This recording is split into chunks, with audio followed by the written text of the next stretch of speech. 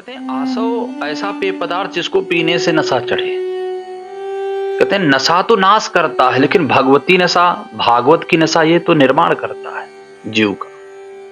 नैमिषे निमिष क्षेत्रे ऋषयः सौनकादयः सत्रम स्वर्गाय लोकाय सहस्र सममासत। कहते हैं कि भैया ये नैमिष क्षेत्र है। नैमिष मतलब अनिमिष क्षेत्र। अनिमिष जो नाम है वह नारायण का नाम है, विष्णु का नाम है, और अनिमिष भगवान विष्णु, भगवान नारायण का नाम है। इस अर्थ में नैमिष विष्णु का क्षेत्र है। हमारे यहां कुरुक्षेत्र, वराह क्षेत्र और नैमिष क्षेत्र। तो नैमिष क्षेत्र में अर्थात भगवान नारायण के क्षेत्र में नैमिषारण्य में शौनकादिक ऋषि मुनियों का दीर्घ सत्र चल रहा है। प्रातः होम आदि करने के पश्चात 88,000 ऋषि मुनि सभा में बैठ गए और वक्ता के आसन पर सूत जी विराजमान हैं और आदर पूर्वक सूत जी को प्रणाम करके उन 88,000 ऋषियों ने, उन 88,000 ऋषि मुनियों को शौनकादिक बोलते हैं। उन्होंने कुछ, उनके मन में जिज्ञासा थी, उसको जानने का उन लोगों ने प्रयास किया, इसलिए उन्होंने पहले सूत जी की कुछ वंदना की। कहते हैं त्वया खलु पुराणानि से इतिहासानि चानघ आख्यातान्य पदितानि धर्मशास्त्राणि यान्नयुत यानि वेद विदां श्रेष्ठो भगवान बादरायणः अन्ये च मुनयः सूत परावर विदु। सूत जी, आपने पुराण, इतिहास, धर्मशास्त्र सबका अध्ययन किया है। जो आपके गुरु महर्षि वेद व्यास जी की कृपा से, आपके गुरु महर्षि वेद व्यास जी की कृपा से आपने सब कुछ प्राप्त कर लिया है। आपसे कुछ छुपा नहीं है, आप सब जानते हैं महाराज। उन सभी धर्मशास्त्रों, पुराणों के गूढ़ से गूढ़ रहस्य को आप सब जानते हैं, इतिहास को। तो हम चाहते हैं, हमारी इच्छा ये है, शौनकादिक कह रहे हैं कि हमारी इच्छा ये है कि अपनी जो ज्ञान या मनीषा की मथनी है उससे मंथन करो इन शास्त्रों का, और जो नवनीत निकले, जो मक्खन निकले, जो सार सर्वस्व प्राप्त हो, वह हमको पिला दीजिए, हमको खिला दीजिए। शौनकादिक ऋषियों ने कुल 6 प्रश्न पूछे और उन प्रश्नों से ही भागवत कथा का प्रारंभ होता है। उन 6 प्रश्नों से ही भागवत कथा का आरंभ होता है। पहला प्रश्न करते हैं कि प्राणी मात्र का कल्याण कैसे हो, यह बताओ कि प्राणी का कल्याण कैसे हो, जीव का कल्याण कैसे हो। दूसरा प्रश्न कहते हैं कि शास्त्र बहुत हैं। दूसरा प्रश्न करते हैं कि शास्त्र बहुत हैं, लेकिन मनुष्य के पास समय बहुत कम है, इसलिए समस्त शास्त्रों का सार कहिएगा, क्योंकि कलयुग में लोगों के पास समय बहुत नहीं रहेगा। इसलिए थोड़ा सार सर्वस्व कहने का प्रयास करिएगा, थोड़े समय में ही काम निपटा दो, बहुत खींचने की जरूरत नहीं है। और तीसरा हमारे मन में यह प्रश्न उठता है, भगवान यदि सर्वसमर्थवान हैं, जगदीश्वर हैं, तो वह अवतार क्यों लेते हैं? जिनके संकल्प से संसार का सृजन हो सकता है, तो क्या उनके संकल्प से दुष्टों का विनाश नहीं हो सकता? और यदि उनकी इच्छा से शत्रुओं का संहार हो सकता है, तो फिर स्वयं उनको आने की आवश्यकता क्यों पड़ती है? उस परमात्मा का जन्म क्यों होता है? भगवान अवतार लेते ही क्यों हैं, ये बताइए। चलो ठीक है, मैंने स्वीकार कर लिया कि भगवान अवतार लेते हैं, तो ये बताइए, चौथा प्रश्न हमारा ये है कि भगवान अवतार लिए तो भगवान कितने अवतार लिए? और एक बात नहीं समझ में आई, भगवान का वेद में नाम है अनामी, उनका नाम कैसे पड़ा राम और कृष्ण? वेद में भगवान का नाम है अजन्मा, तो उन्होंने जन्म कैसे लिया? वेद में भगवान का नाम है अनामी, उनका नाम राम और कृष्ण क्यों पड़ा? और भगवान का वेद में नाम है अजन्मा, तो उन्होंने जन्म क्यों लिया? और यदि जन्म लिया तो कितने अवतार लिए, कितने जन्म लिए? इसको विस्तार से समझाने का प्रयास करिए। और पांचवा प्रश्न है, मानव जीवन का परम लक्ष्य क्या है? मानव जीवन का परम लक्ष्य क्या है?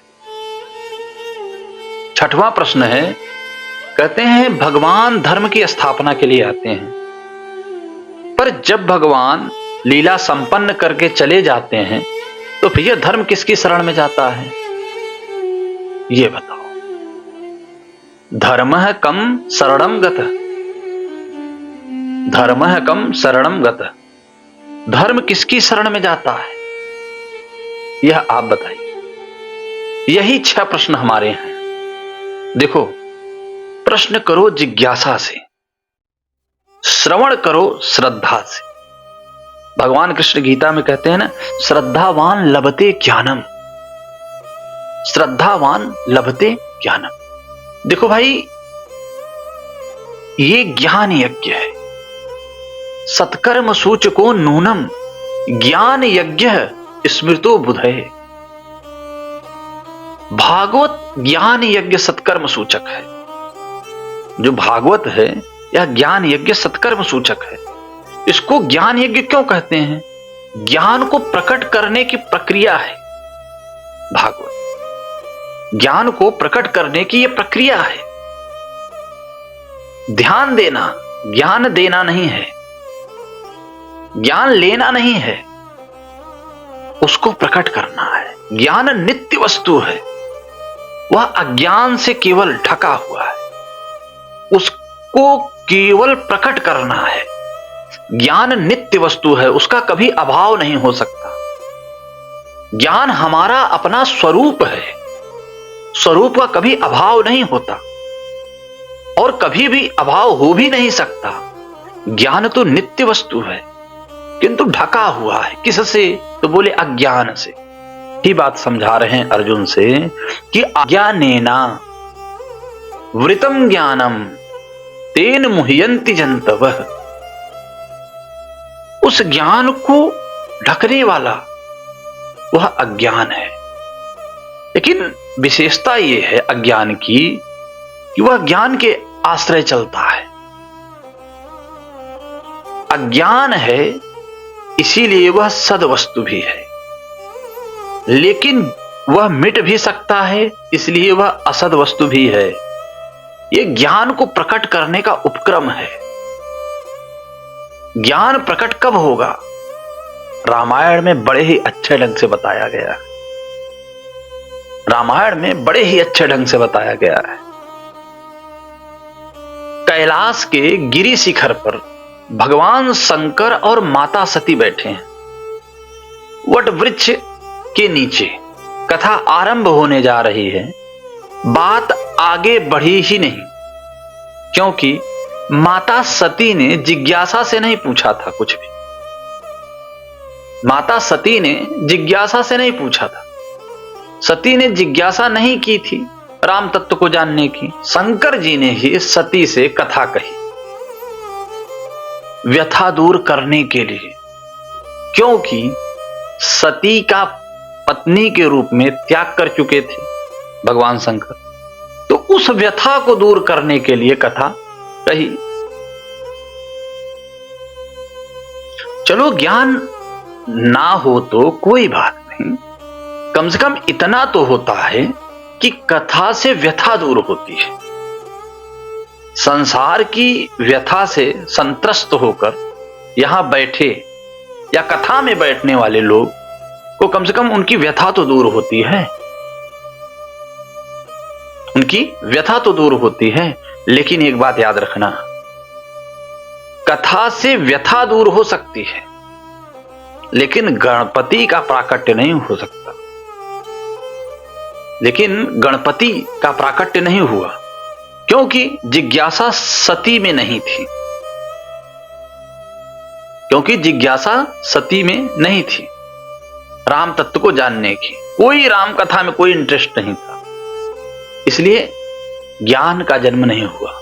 गणपति ज्ञान के देव हैं, इसलिए उनका जन्म नहीं हुआ। और फिर सती क्या की? तो फिर सती अपने पिता के यज्ञ में गई और फिर जलकर भस्म हो गई। और जब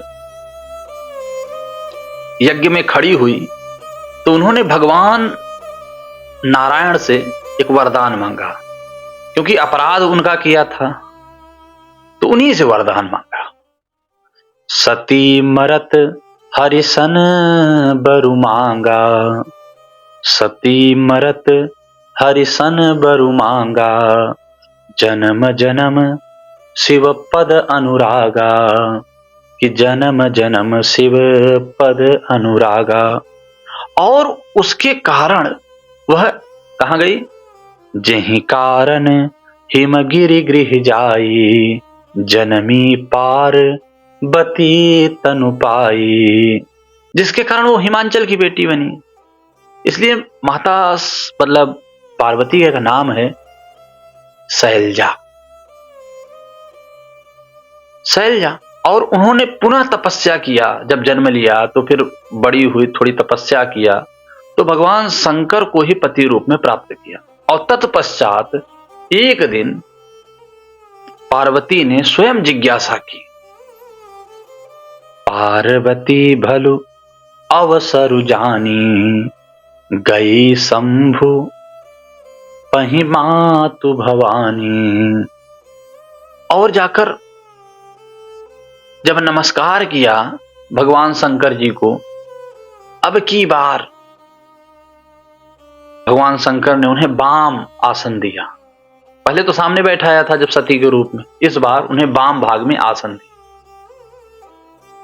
कहते हैं वाम भाग आसन हर दीन्हा। भगवान शंकर ने उन्हें बाएं भाग में अपने आसन दिया। अब पुनः पत्नी बनकर आई हैं तो बाएं भाग में आसन दिया। और तब पार्वती स्वयं जिज्ञासा करती हैं। अब देखो इनका प्रश्न बड़ा शानदार है। अब पुनि प्रभु कहूं राम अवतारा, बाल चरित पुनि कहूं उदारा, कहूं जथा जानकी विवाही, राज तजा सो दूषण काही। अब बन बस कीन्ह चरित अपारा, कहूं नाथ जिमि रावण मारा। राज बैठ कीन्ह्यो बहुलीला, असकल कहूं शंकर सुखशीला। कहते हैं राम तत्व को जानने के लिए प्रश्न करती, कहती हैं कि भगवान के जन्म से लेकर सारी कथा आप हमें विस्तार से बताइए। श्रद्धा जब जिज्ञासा से युक्त हुई तब विश्वास ने बीज बोया। इसका कहते हैं सत्य का। तब जो कथा सुनाई तो गजानन प्रकट हुए, तब ज्ञान यज्ञ संपन्न हुआ। तो श्रद्धा ज्ञान के गर्भ को धारण करने में, श्रद्धा जो है वह गर्भ ज्ञान के गर्भ को धारण करने में तभी समर्थ होती है जब श्रद्धा जिज्ञासा युक्त हो। जिज्ञासा ज्ञान की प्यास का नाम है। जिज्ञासा ज्ञान के प्यास का नाम है। ज्ञान की प्यास है जिज्ञासा। तो कथा तो वही है, लेकिन दर्शन बड़ा अद्भुत प्राप्त होता है इन कथाओं के माध्यम से। और यह दर्शन इसलिए है कि हमें जीवन साफल्य का मार्गदर्शन मिले। धर्म में जब तक दर्शन का महत्व था तब तक धर्म का क्षेत्र भी बहुत बड़ा, बहुत स्वस्थ था। अब हमने क्या कर रहे हैं हम लोग, आप लोग देख ही रहे हो, दर्शन के स्थान पर प्रदर्शन का महत्व बढ़ गया है। महत्व दर्शन का है लेकिन आज प्रदर्शन का महत्व बहुत बढ़ गया है, जिसके कारण धर्म में गिरावट आ रही। महत्व दर्शन का है। दर्शन माने फिलॉसफी, अध्यात्म। धार्मिक इसलिए होना है कि हमें भी आध्यात्मिक बनना है। धर्म की गाड़ी भी तुम्हें अध्यात्म के स्टेशन पर उतारे, धर्म की गाड़ी भी तुम्हें अध्यात्म के स्टेशन पर उतारे, वहां तक ले चले। धर्म के तल पर तो भेद हो सकता है, धर्म के तल पर भेद हो सकता है, लेकिन अध्यात्म के तल पर कोई भेद नहीं। इसलिए व्यक्ति धार्मिक बने यही पर्याप्त नहीं है। व्यक्ति धार्मिक बने यही पर्याप्त नहीं है, फिर व्यक्ति आध्यात्मिक भी बने। और जब आध्यात्मिक बन जाता है तो सारे भेद समाप्त हो जाते हैं महाराज। आध्यात्मिक व्यक्ति की पहचान ही यही है कि जहां सारे भेदभाव समाप्त हो जाएं, वहां कोई सांप्रदायिकता वाली संकीर्णता नहीं रहती। वह संप्रदाय से ऊपर उठकर काम करता है। वह सम्यक दर्शन प्राप्त व्यक्तित्व है, जिसने सत्य को उसके यथार्थ रूप में देख लिया है। वे ब्रह्म दृष्टा है, वे तत्वदर्शी हैं। वो तत्वदर्शी हैं और जिसने तत्व को जाना, जो तत्व दृष्टा है, ऐसे उस महाज्ञानी, उस महापुरुष के पास जाओ। वे तुम्हारा मार्गदर्शन करेंगे। नित्य श्रीमद् भागवत का चिंतन करो, स्वाध्याय करो, बड़ा आनंद आएगा। स्वाध्याय करने योग्य है हमारे आध्यात्मिक ग्रंथ। रामचरितमानस में तुलसीदास जी ने बहुत ही लुभावना प्रसंग उसमें जोड़ा। जब पार्वती सुअवसर जानकर शंकर जी के पास गई और उन्होंने जो कथा सुनाई, उसके द्वारा ही गजानन का प्राकट्य हुआ और उस कथा को सुनकर ही ज्ञान प्रकट होता है।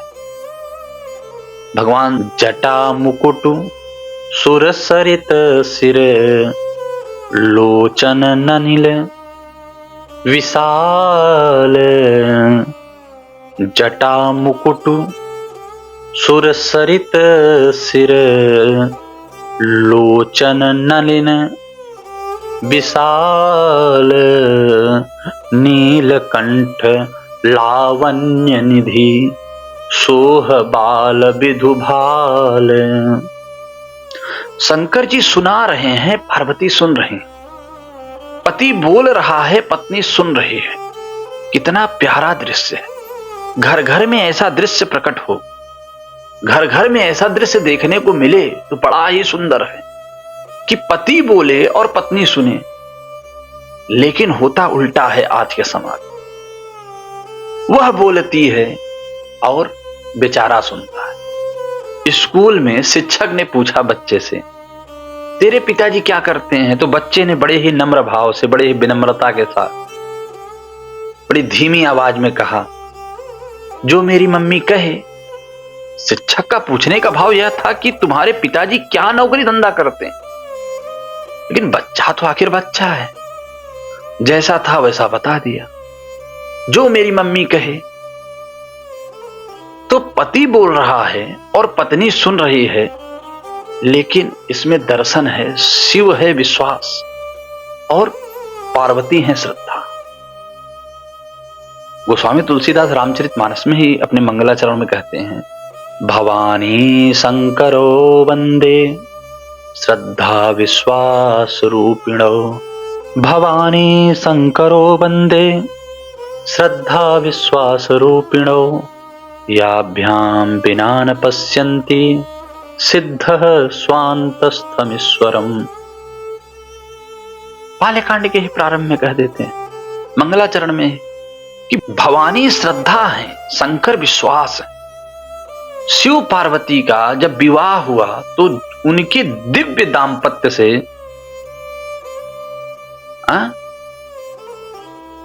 कार्तिकेय का जन्म हुआ, प्राकट्य हुआ। तब जन्म्यु 60 बदन कुमारा, तारकु असुर समर जहि मारा। तो भैया कार्तिकेय ने तारकासुर का वध किया, लेकिन एक दूसरा तारकासुर भी है समाज में। वह तारकासुर कौन सा है? तो कहते हैं भैया, अंधश्रद्धा रूपी, अंधविश्वास रूपी और अंध मान्यता रूपी। धर्म के क्षेत्र में आसुरी वृत्ति घुस जाती है। भागवत में इसी आसुरी वृत्ति को, इसी अंधविश्वास को वृषभासुर कहा गया है। धर्म के क्षेत्र में जो आसुरी वृत्ति घुस जाती है वह क्या है? कहते हैं वृषभासुर। भगवान उसका नाश करते हैं। यह कथा आती है दशम स्कंद में। लेकिन रामायण में, रामचरितमानस में गोस्वामी तुलसीदास ने इसको तारकासुर बता रहे हैं। कहते हैं धर्म के क्षेत्र में जो अंधश्रद्धा है, गलत मान्यताएं हैं, रूढ़वादिताएं हैं समाज में, वह है तारकासुर। धर्म के नाम पर हिंसा होती है, धर्म के नाम पर अधर्म चलता है। आश्रय लिया है धर्म का, चोला पहना है धर्म का, और आश्रय धर्म का है और कार्य अधर्म का है। इस प्रकार का जो लोगों के मन में एक तारकासुर है, वह तब मरेगा जब गजानन प्रकट होंगे। गजानन का जब प्राकट्य होगा, गजानन का अर्थ ही है गणपति। गणपति ज्ञान का प्रतीक है। सभी देवताओं में पहले गणपति की पूजा, ज्ञान की पूजा। ज्ञान ही ना हो तो यात्रा कैसे करोगे? तुझे कहां जाना है इसका ज्ञान नहीं है, तो लक्ष्य क्या है उसका ज्ञान नहीं है आपको। लक्ष्य का ज्ञान होना बहुत जरूरी है। तो फिर यात्रा करूंगा। जब हमें यही नहीं मालूम है कि हमें कहां जाना है, तो बिना लक्ष्य के जो की गई यात्रा है वो उसे भटकाव कहते। इसलिए पहले ज्ञान की पूजा, पहले गणपति की पूजा। लेकिन ध्यान देना, गणपति विघ्न करने वाले भी देव हैं और विघ्न हरने वाले भी देव हैं। गणपति विघ्न करने वाले भी देव हैं और विघ्न हरने वाले भी देव हैं। गणपति के एक हाथ में लड्डू है और दूसरे हाथ में फरसा है। कभी आपने देखा है ध्यान से कि गणपति के एक हाथ में लड्डू है, दूसरे हाथ में फरसा है। केवल लड्डू में फंसोगे तो कर्म के फल में आसक्ति रखोगे तो फंसोगे। फरसा जो है विघ्न काटता है या विघ्नेश्वर है। हम लोग मतलब गणेश जी की स्तुति गाते हैं ना, विघ्नेश्वराय वरदाय सुरप्रियाय लंबोदराय सकलाय जगद्धिताय नागाननाय श्रुतियज्ञ विभूषिताय गौरी सुताय गणनाथ नमो नमस्ते। पहले ज्ञान की पूजा, ज्ञान को ही आगे करना चाहिए, उसी की पूजा पहले। पहले ज्ञान की पूजा, ज्ञान को ही आगे करना चाहिए, उसकी पूजा पहले की। भाई तुम बताओ, तब बात बनेगी। तुम हमारा मार्गदर्शन करो। गजानन को प्रकट करना है, गणेश जी को प्रकट करना है, ज्ञान को प्रकट करना है। और ज्ञान को प्रकट करने के लिए क्या है? कहते हैं सत्संग, ज्ञान यज्ञ। ये हरि कथा, ये भगवान की कथा, ये राम कथा, ये भागवत कथा, इसमें क्या होता है? तो बोले शंकर सुनाते हैं और पार्वती सुन रही हैं। वहां अमर कथा में भी भगवान शंकर सुना रहे हैं, पार्वती सुन रही हैं। यहां राम कथा में भी शंकर सुना रहे हैं, पार्वती सुन रही हैं। इसका मतलब क्या होता है? विश्वास सुना रहा हो और श्रद्धा सुन रही हो, तब गजानन का प्राकट्य होता है। वक्ता में विश्वास बोले और श्रोताओं में श्रद्धा सुने। हाँ, वक्ता में विश्वास बोले और श्रोताओं में श्रद्धा सुने, तब ही गजानन का प्राकट्य हो सकता है। ज्ञान यज्ञ तभी संपन्न होता है। वक्ता में विश्वास तब बोलेगा जब वह अनुभूति प्राप्त हो, अनुभूति युक्त हो। विश्वास बिना अनुभूति कैसे होगी? आप बताइए, बिना विश्वास के अनुभूति कैसे हो सकती है? इसीलिए तो श्री कृष्ण कहते हैं अर्जुन से, उन तत्व ज्ञानियों के पास जाओ और वो तुम्हें बताएंगे, वो तुम्हें उपदेश करेंगे। ज्ञानोपदेश कौन करेगा? कहते हैं ज्ञानी न है तत्वदर्शी न। जो ज्ञानी है, जो तत्वदर्शी है, जो तत्व को देख चुके हैं, अनुभव कर चुके हैं, अनुभूति के बगैर विश्वास कैसे संभव है? तुलसीदास जी कहते हैं, जाने बिनु न होय परतीति, अबिनु परतीति होई नहीं प्रीति। बिना जाने विश्वास नहीं होता और बिना विश्वास के प्रीति नहीं होती, प्रेम नहीं होता और प्रीति के बगैर प्राप्ति नहीं होती।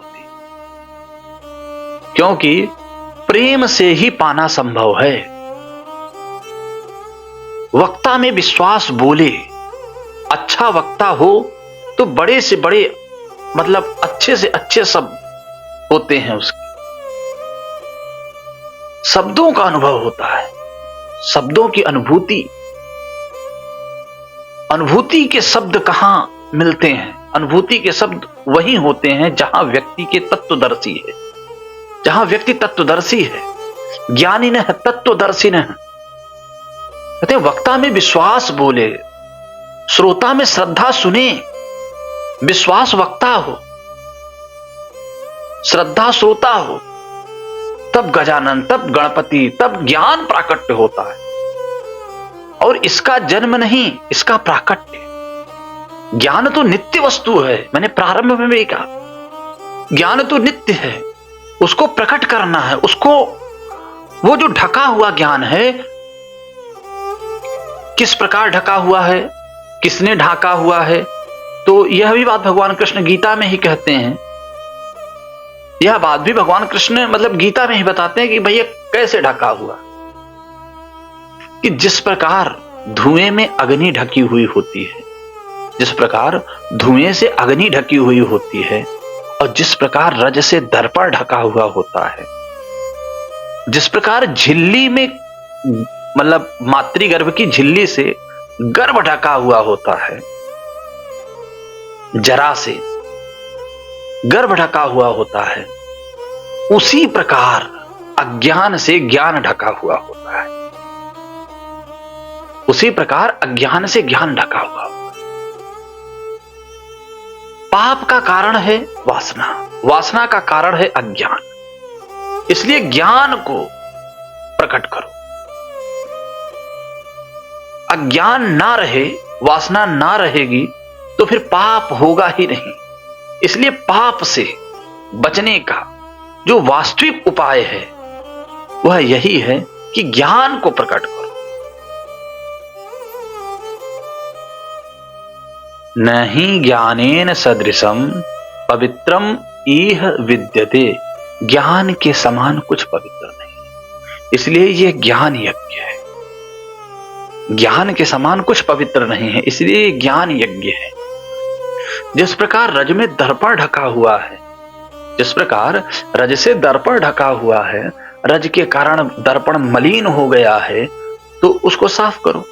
क्योंकि कितनी भी रज लगे दर्पण पर, रज का चाहे आप हिमालय बना दो, पर्वत बना दो दर्पण पर, परंतु दर्पण का दर्पणत्व कायम रहता है, वो कभी समाप्त नहीं होता, कभी मिटता नहीं है। ज्ञान कभी मिट नहीं सकता, क्योंकि वह नित्य वस्तु है। अज्ञान उसके ऊपर बैठ जाए, बैंक बना ले, कुछ भी कर ले, लेकिन मिटा नहीं सकता। साफ करो दर्पण को, दर्पण पर जो लगी हुई रज है उसको साफ करो। तो बोले रज ही चाहिए, रज से ही रज साफ होगी। तो बोले वह कौन सी रज है? तो कहते हैं भैया कि ये रज जो है, रज से ही रज साफ होती है। विषस्य विष औषधियम, विष से ही विष का निस्तारण होता है। कांटे से ही कांटा निकलता है, लोहे को ही लोहा काटता है। तो कहते हैं उसी प्रकार रज से ही रज साफ होगा। कहते हैं कौन सा रज? कहते हैं श्री गुरु चरण सरोज रज, निज मन मुकुर सुधारी, बरनहु रघुबर बिमल जसु, जो धायक फलचारी। सदगुरु के चरण कमल की रज से रज साफ होगा। जो हृदय की मलिनता है वह दूर हो जाएगी। करो दर्पण साफ अपना, अपने दिल का, अपने चित्त का, अपने मन का। तुलसीदास जी ने बहुत अच्छा लिखा, मुकुर मलिन अरु नयन विहीना, रमा रूप देखें किम दीन्हा। मुकुर मलिन हो और जो नयन विहीन हो, वह बेचारा राम रूप का दर्शन कैसे कर सकता है? इसीलिए इस दर्पण को साफ करें।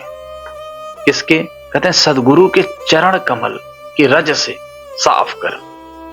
और यही बात भागवत के 5वें स्कंद में महर्षि वेद व्यास जी ने राजा रघुगण का जो संवाद है राजा जड़भरत जी के साथ, जड़भरत जी के साथ राजा रघुगण का जो संवाद है, वहां पर भी यही बात आती है। उन्होंने भी यही बात कही, हे रघुगण, यह ज्ञान कठिन तपस्या करने से प्राप्त नहीं होता, बहुत व्रत आदि करने से भी प्राप्त नहीं होता, घर छोड़कर वन में जाने से यह ज्ञान प्राकट्य नहीं होता। चारों तरफ अग्नि तपाकर बीच में तुम धूनी, मतलब चारों तरफ अग्नि लगाकर और बीच में तुम धूनी तपाने के लिए बैठ जाओ, इससे भी तुम्हें कभी ज्ञान की प्राप्ति नहीं होगी। बिना महत पादर जो विसेखम, जब तक तुम महापुरुषों के चरणारविंद का रज अपने मस्तक पर नहीं लगाओगे, मस्तक पर अभिषेक नहीं करोगे, तब तक अज्ञान नहीं मिटता, चाहे लाख यत्न करो। जैसे ही दर्पण साफ हो जाए, चित्त साफ हो जाए, प्रणाम करो, फिर जिज्ञासा से प्रश्न करो और उस ज्ञान की परोक्षानुभूति के लिए सत्कर्म करो, सेवा करो। और इससे चित्त शुद्ध होता है और इससे मन रूपी मुकुर साफ होता है। तोरा मन दर्पण कहलावे, भले बुरे सारे कर्मों को देखी और दिखावे। तोरा मन दर्पण कहलावे। कहते मन ही देवता है, मन ही ईश्वर है, मन से बड़ा न कोई। मन उजियाला जब जब फैलावे, जग उजियाला होए। इस उजियाले दर्पण पर प्राणी धूल न जमने पावे, तेरा मन दर्पण कहलावे। हां, कितना सुंदर पंक्ति है कि इससे पहले जो मैं चर्चा कर रहा था उसी सब बातों को सारांश में गीत की पंक्तियों में भर दिया। सुख की कलियां दुख के काटे, मन सबका आधार। मन से कोई बात छुपे ना, मन के नयन हजार। जग से चाहे भाग ले कोई, मन से भाग न पाए, तोरा मन दर्पण कहलाए। ये गीत है, फिल्म की गीत है। ये हमारा मन है, ये हमारा चित्त ही चित्रगुप्त है। इसके हजारों नयन हैं, उससे कोई बात छिप नहीं सकती। हमारे यहां एक बात कही जाती है कि चित्रगुप्त के पास एक बड़ी फाइल होती है, उसमें कर्म का हिसाब रहता है। जब आदमी मरकर वहां जाता है तो चित्रगुप्त उसे पक्का उसका खाता रखता है और उसके पास आपने कितना पाप किया है, कितना पुण्य किया है, सब कुछ दिखाता है। तदनुसार फैसला होता है कि तुम्हें नर्क जाना है कि स्वर्ग जाना है। देव शरीर धारण करके तुम स्वर्ग जाओगे कि फिर से पृथ्वी लोक पर आओ। ये चित्रगुप्त कौन है? कहते हैं चित्त ही चित्रगुप्त है। हम जो कर्म करते हैं उसमें रिकॉर्ड हो जाता है अपने ही चित्त में। ध्यान देना, वीडियो शूटिंग हो रहा है, एकांत में भी चाहे हम आप कर्म करते हैं, उसमें रिकॉर्डिंग हो रही है, शूटिंग हो रही है, चित्त में अंकित हो रहा है। एक एक करके प्रत्येक कर्म चित्त तंत्र पर अपनी अमित छाप छोड़ रहा है, छोड़ता जा रहा है। फिल्म उतर रही है और जब अंतकाल नजदीक आता है तो फिल्म दिखाई देने लगती है, फिल्म दिखाई जाती है सबको।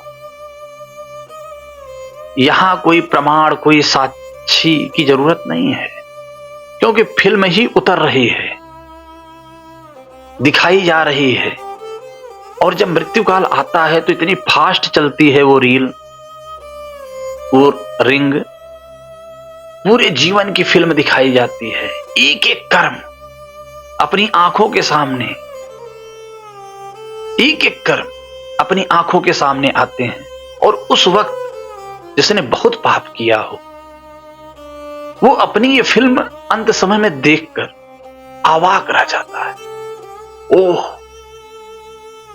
प्रमाण सामने है, दलील का कोई चांस ही नहीं है। वाचा बंद हो जाती है, वाणी सुसुप्त हो जाती है। छोरे कहते हैं दादाजी राम राम बोलो, राम राम बोलो, राम राम बोलो, राम राम कहो, लेकिन दादाजी क्या बोले? क्योंकि वाचा बंद हो गई है, वाचा बंद हो गई है, क्योंकि फिल्म देख रहे हैं दादाजी। ये चित्र रूप, ये चित्रगुप्त फिल्म दिखा रहा है।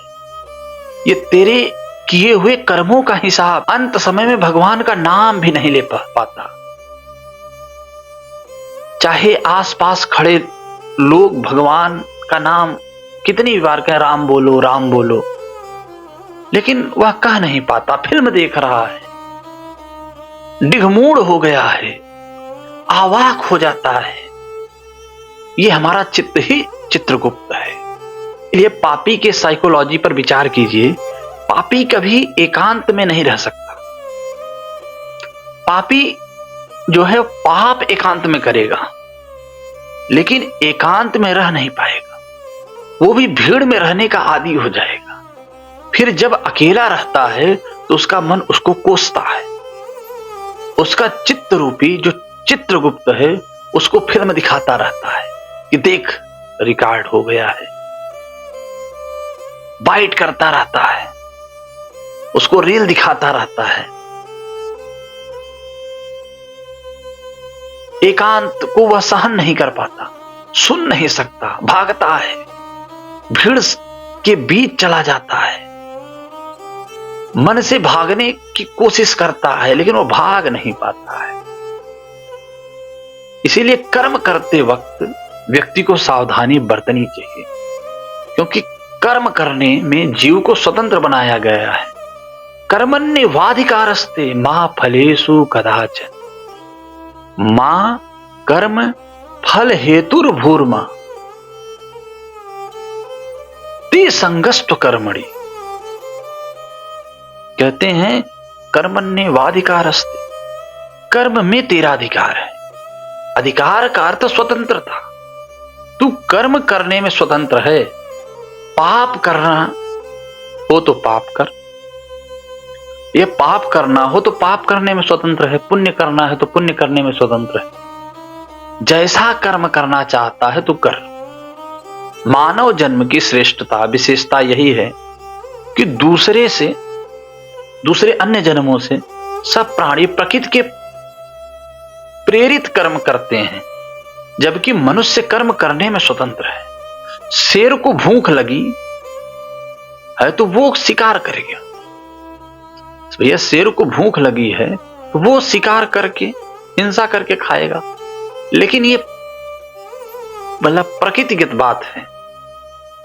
लेकिन आदमी को भूख लगे तो भी नहीं खा सकता, यदि चाहे तो भी नहीं खाएगा, क्योंकि कहेगा मैं आज एकादशी का व्रत हूं, आज मैं नवरात्रि का व्रत, मुझे व्रत करना है, भले ही भूख लगी हो लेकिन नहीं खाऊंगा।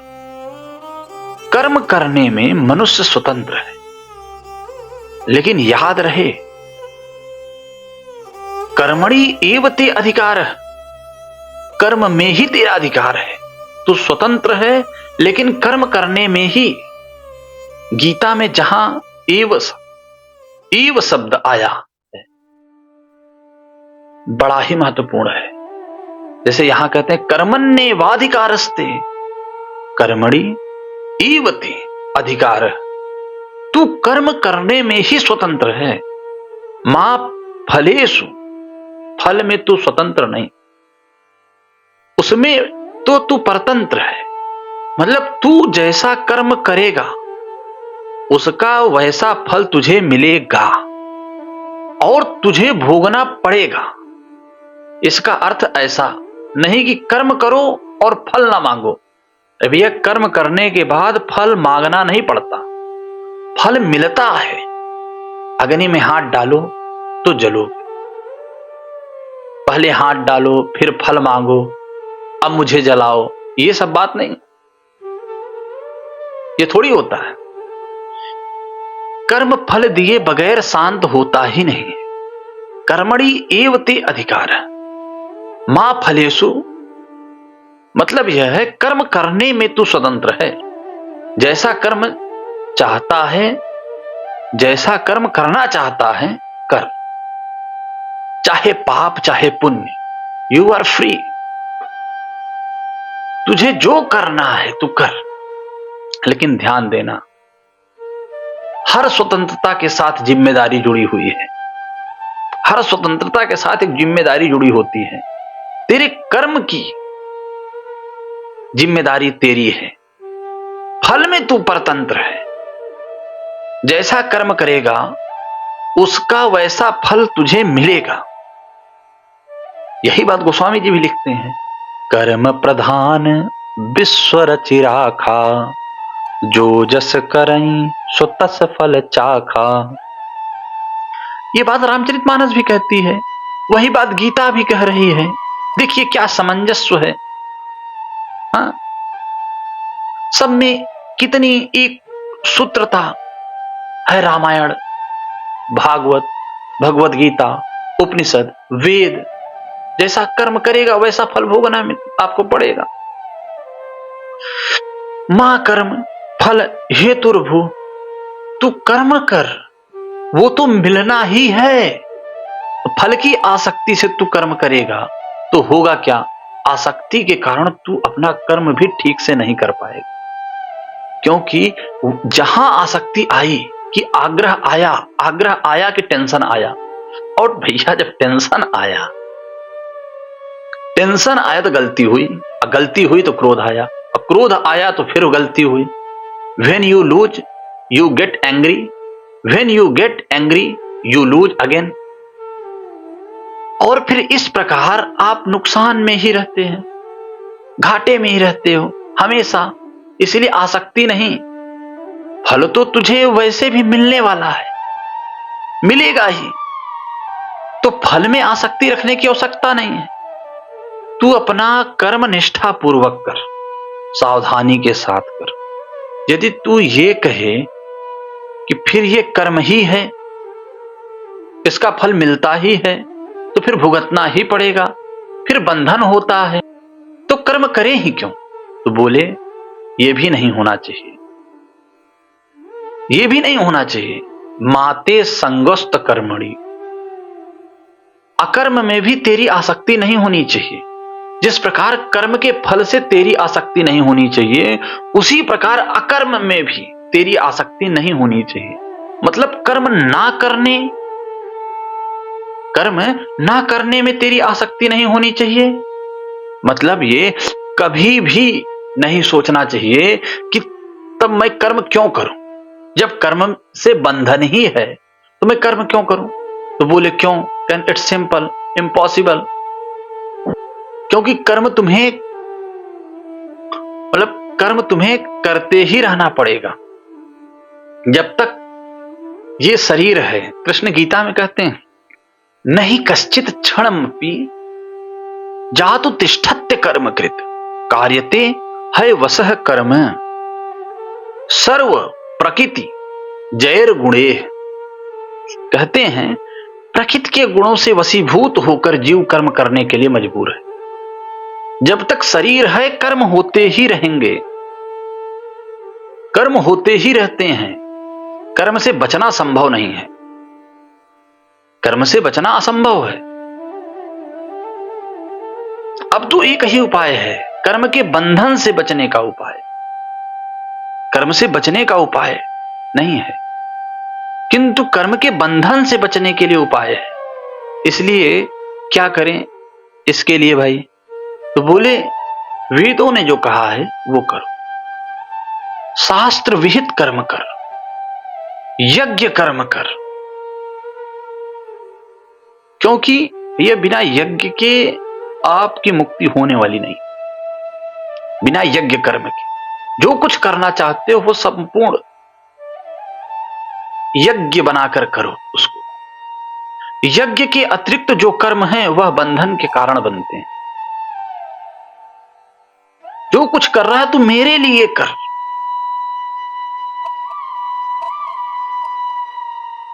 यत् करोसी यदन्यासी यज्जुहोसी ददासी यत्, और यस तपस्यसि कौन्तेय तत्कुरुष्व मदर्पा। सब कुछ मुझ में अर्पण करो। यज्ञ के अतिरिक्त जो कर्म हैं वह बंधन के कारण बनते हैं। और यज्ञ क्या है? कहते हैं यजनम, यजनम यज्ञ वेद कहते हैं। यजन ही यज्ञ है, पूजा ही यज्ञ है। इसलिए अपने कर्मों द्वारा भगवान की पूजा कर। इसलिए कर्म ही पूजा है।